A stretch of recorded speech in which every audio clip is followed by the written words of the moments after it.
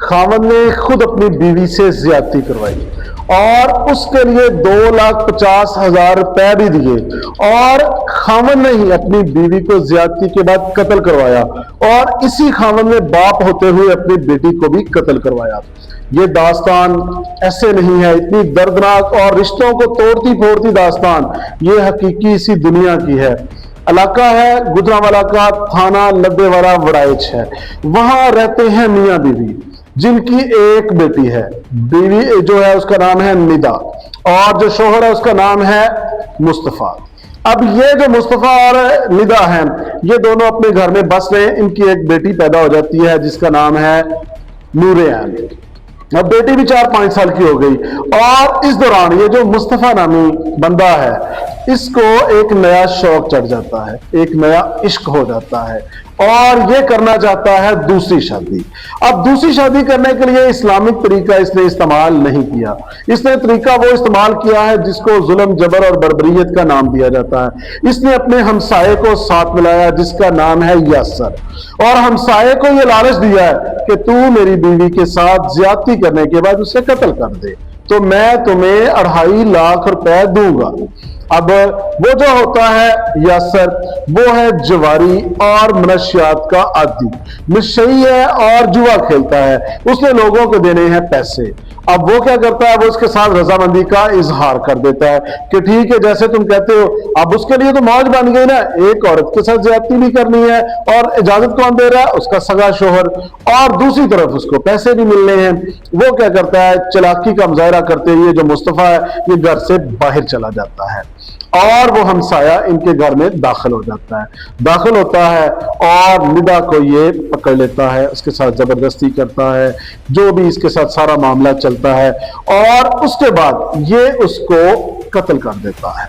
कत्ल करने के बाद इसकी नजर पड़ती है कि वो बच्ची नूर-ए-आन है जो वो सीढ़ियों पर खड़ी है और वो इसको देख के खौफजदा होकर भाग के छत के ऊपर जाती है तो ये छुरा पकड़ के जाता है और उस जो 6-7 साल की बच्ची है उसको भी ज़िबा कर देता है।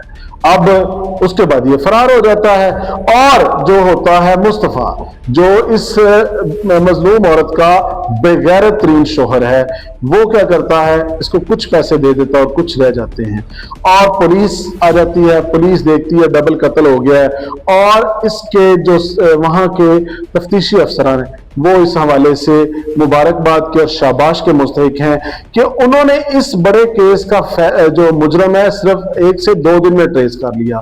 फोन रिकॉर्ड निकाले गए और ये मुल्जमान इस वक्त गिरफ्तार हो चुके हैं।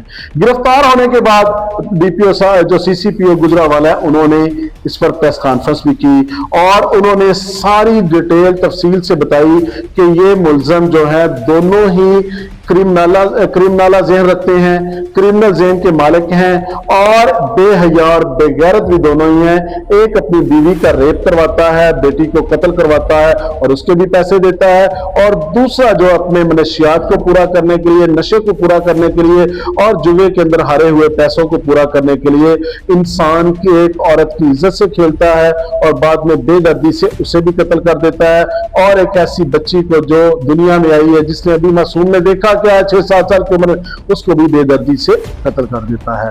अब ये दोनों पुलिस ने पकड़ लिए और ये केस चलेगा, ट्रायल होगा। लेकिन मेरा यहाँ पर इस हवाले से ये कि जो हालात बन चुके हैं इन हालात में इंसान किस रिश्ते पर और किस इंसान पर, किस अपने पर, किस पराये पर कैसे बिलीव करे, कैसे एतमाद करे कि जब इतने करीबी रिश्ते जो कि शोहर है और जो बाप है वो हमसाया है, हमसाया भी कहते हैं मां जाया होता है। किसी जमाने में इसने सांझी हुआ करती थी, आज के जमाने के अंदर हमसाये अपने ना रहे और रिश्तों के अंदर वफा भी ना रही।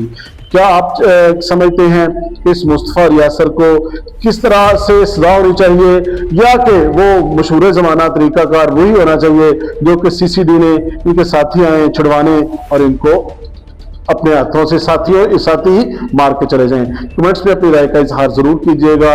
चैनल पसंद आए तो सब्सक्राइब करना मत भूलिएगा और वीडियो को अपने दोस्तों से शेयर जरूर कीजिएगा।